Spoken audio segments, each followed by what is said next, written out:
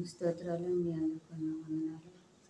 మరి పరిశుద్ధ గ్రంథం నుంచి మనం కొన్ని మాటలను చూసుకున్నట్లయితే, మరి దేవుని చిత్తాన్ని నెరవేర్చేవారుగా మన పిల్లల పట్ల మనము పెంచాలి. కనుక చూసినట్లయితే ఇక్కడ నిర్గమ కాండం 2వ అధ్యాయము 10వ వచనంలో చూసినట్లయితే, ప్రియమైన సహోదరి సహోదరులారా చూడండి, ఆ బిడ్డ పెద్దవాడైన తర్వాత ఆమె ఫరో కుమార్తె యొద్దకు అతన్ని తీసుకొని వచ్చెను. అతడు ఆమెకు కుమారుడాయను. ఎవరండి పెద్దవాడైనప్పుడు? మోషే పెద్దవాడయి మరి తర్వాత ఆమె ఫరో కుమార్తె యొద్దకు అతన్ని తీసుకొని వచ్చిన. అతడు ఆమెకు కుమారుడాయన.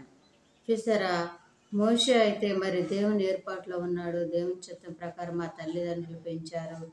ప్రియమైన సహోదరి సహోదరులారా, ఎవరు ఆ తల్లిదండ్రులు? మోషే తల్లిదండ్రులు అమ్రాను, యాకోబోతు. చూసారా, వారిద్దరు కూడా ఆ బిడ్డను దేవుని చిత్తంలో పెంచాలని దేవుని చిత్తానుసారంగా మరి పెంచి పెద్దవాడిని చేసి వారు దేవుని విధానంలో నడిచే విధానంగా వారు పెంచినట్లుగా చూస్తా ఉన్నాం. ప్రియమైన సహోదరి సహోదరులారా, వారు రాజాజ్ఞకు భయపడలేదు. ఫరో అయితే ఏం చేశాడండి? మగపిల్లలు ఎవరైతే పుడతారో వారిని చంపమని మంత్రసానులకు ఆజ్ఞాపించాడు. అయితే అయినప్పుడు కూడా ప్రియమైన సహోదరి సహోదరులారా, ఆ మంత్రసానులు దేవుని మాటకు భయపడ్డారు. మరి వారు భయపడి ఏం చేశారు? ఆ యొక్క కుమారుని చంపలేదు. రాజుగారు అడిగినప్పుడు చెప్పారు, నేను మీకు చెప్పింది ఏంటి, మరి మగబిడ్డను చంపమని మీకు ఆజ్ఞాపిస్తే మీరు ఎందుకు చంపలేదంటే, ఆ మంత్రసానులు కూడా అంట దేవునికి భయపడేమన్నారు. మరి హెబ్రీ స్త్రీలు చాలా చురుకైన వారు.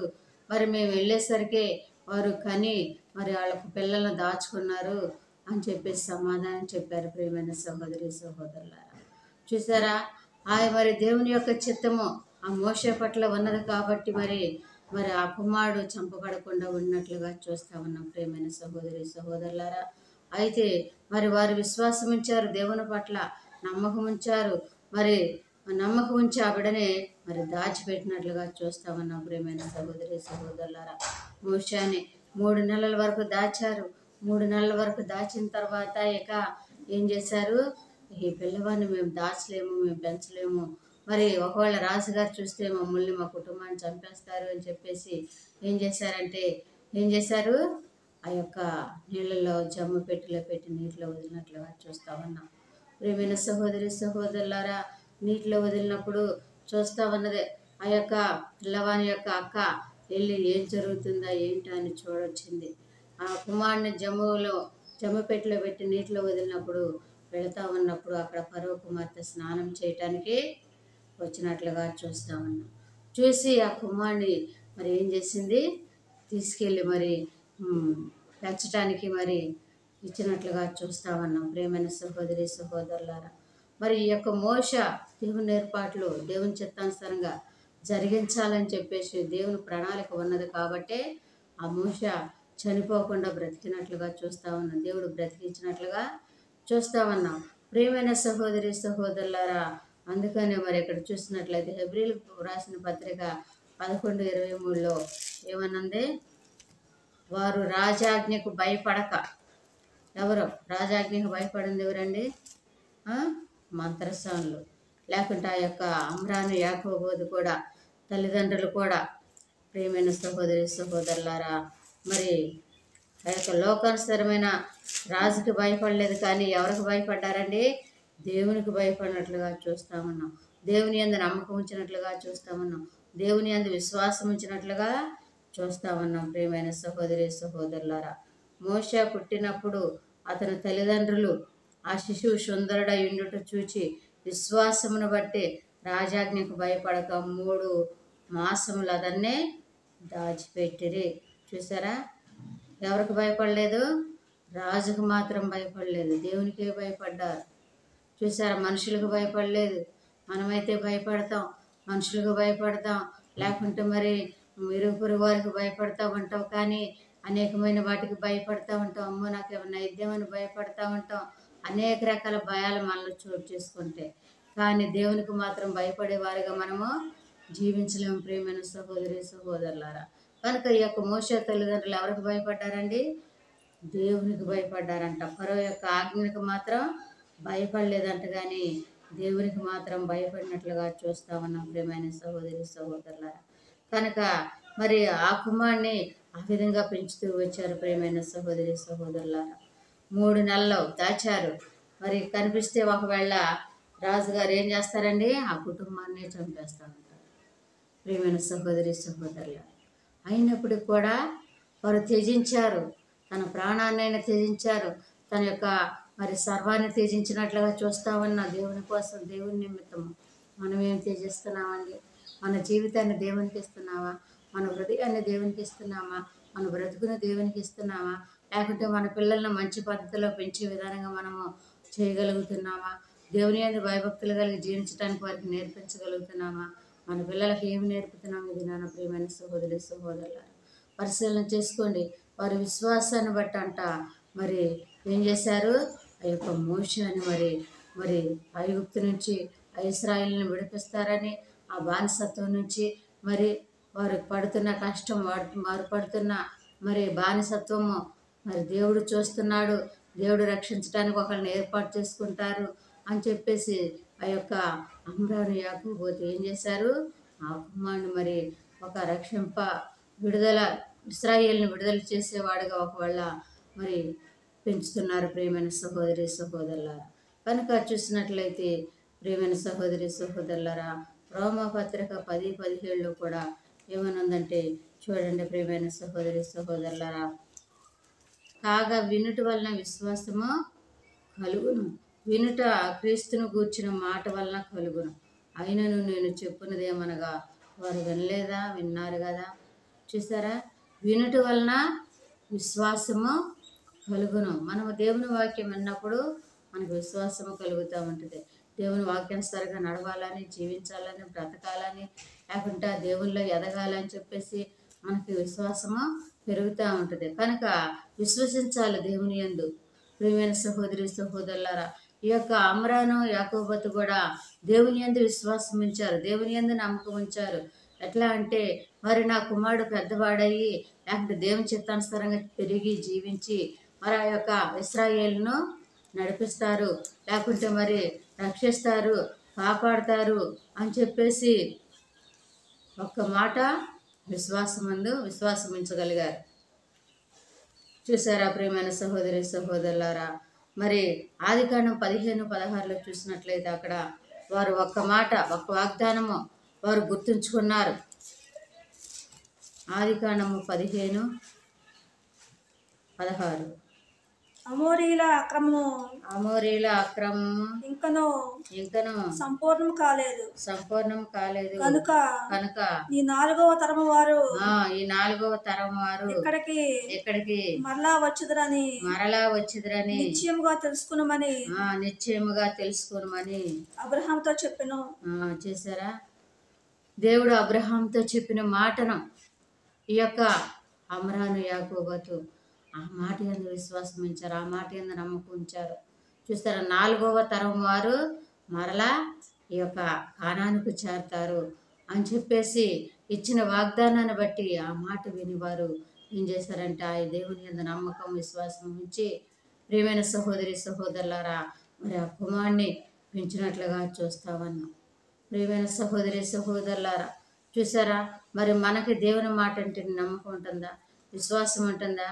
ఆయన వాగ్దానం ఇచ్చినప్పుడు అది నెరవేరిద్దని మనకు ఉంటుందా? ఏదో దేవుడు చెప్పాడు కదా, జరిగిద్దంటవా, చేస్తాడంటవా అని చెప్పేసి మనం ఆలోచిస్తామంటాం. కానీ వీరు అలా ఉండలేదు. అమ్రాను యాకోబు దేవుని మాట పట్లే నమ్మకం విశ్వాసము కలిగి ఉండి ఏం చేశారు? మరి ఆ కుమారుని దాచిపెట్టినట్లుగా చూస్తామన్న విశ్వాసంతో నమ్మకంతో ప్రియమైన సహోదరి సహోదరులారా, ఫరోకు భయపడలేదు. ప్రియమైన సహోదరి సహోదరులారా, ఫరోకు భయపడుకోకుండా ఏం చేశారు? దాచిపెట్టినట్లుగా చూస్తా ఉన్నాం. అందుకే అంటున్నాడు, కుమారులు యెహోవా అనుగ్రహించు స్వాస్థ్యము, గర్భఫలము ఆయన ఇచ్చు బహుమానము. చూసారా? కుమారులు దేవుడు అందరికి ఇస్తూ ఉంటాడు, గర్భఫలాలు దేవుడు అందరికి ఇస్తూ ఉంటాడు.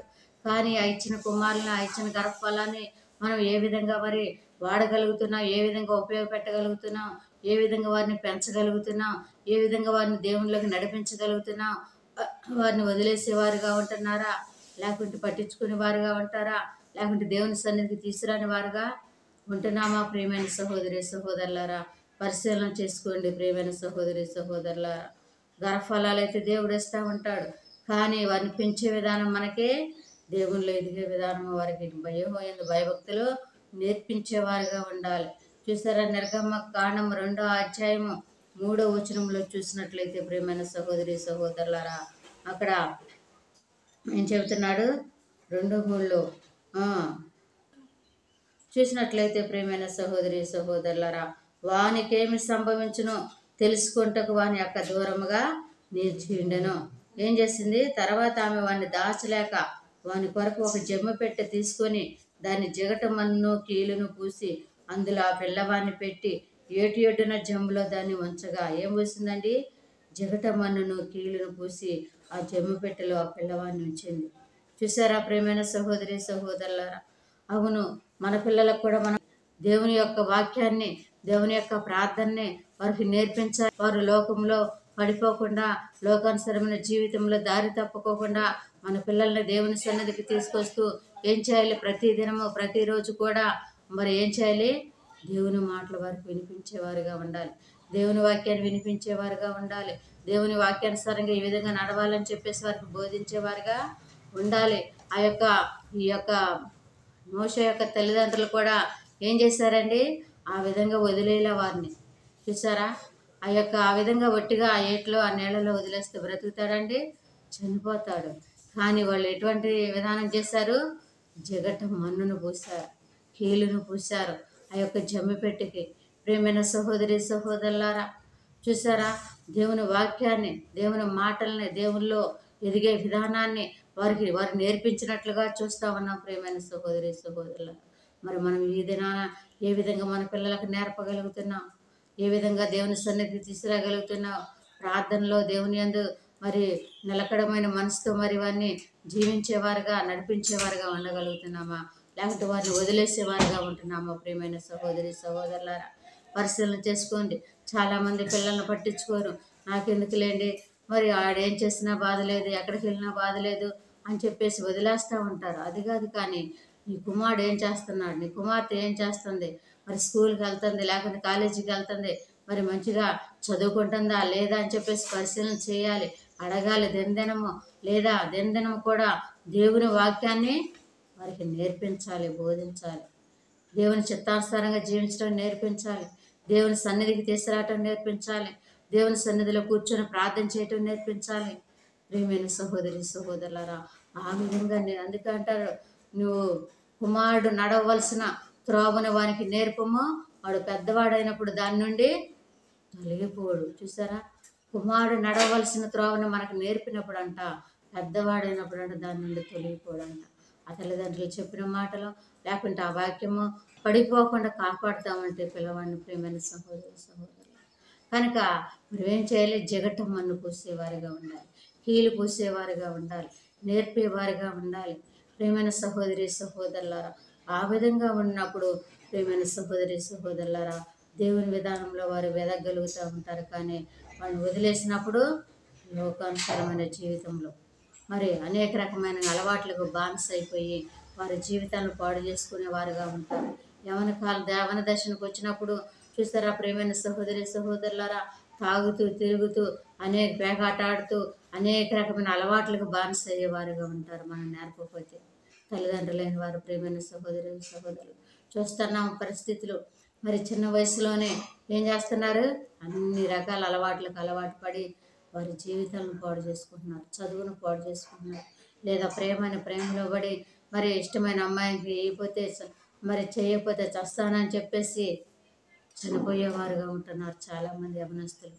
ప్రియమైన సహోదరి సహోదరుల, చూసారా, అటువంటి దారుణ పరిస్థితికి దిగజారిపోవటానికి కారణము తల్లిదండ్రులు వారి చిన్నప్పటి నుంచి వారికి భయభక్తులు నేర్పుకోవడం, దేవుని పట్ల, దేవుని యొక్క వాక్యం పట్ల అవగాహన లేకపోవడం, దేవుని సన్నిధికి తీసుకురాకపోవడం మెయిన్.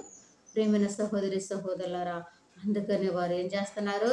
వారు లోకానుసారమైన జీవితానికి అలవాటు పడి వారి జీవితాలని లేకుంటే వారి యొక్క యవ్వన జీవితాన్ని పాడు చేసుకొని చనిపోయే స్థితికి దిగజారిపోతున్నారు అనేక మంది పిల్లలు. ప్రియమైన సహోదరి సహోదరులారా, ఈ యొక్క అమ్రాను యాకోబు మాత్రం ఆ విధంగా పెంచాల. మోషాని ఎట్లా పెంచారండి?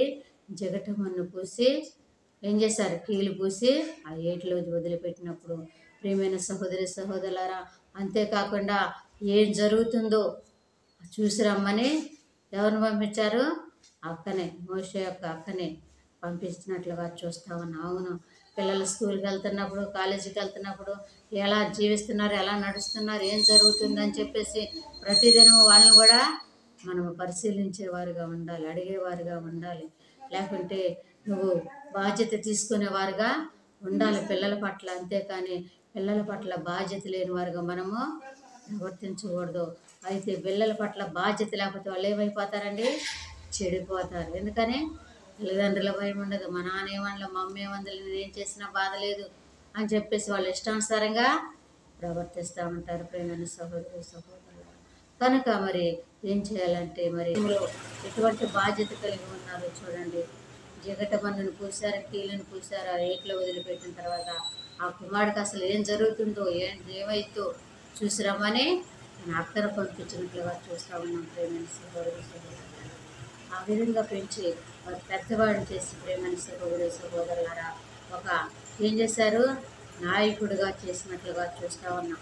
ప్రేమైన సహోదరి సహోదరులారా, మరి ఆ యొక్క తల్లిదండ్రులు పెంచే విధానంలో ఆ ముగ్గురు పిల్లలు కూడా, ఎవరైనా ముగ్గురు పిల్లలు ఎవరో?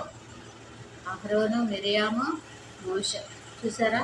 వాళ్ళు ముగ్గురు కూడా మరి ఏ విధంగా పెంచారండి?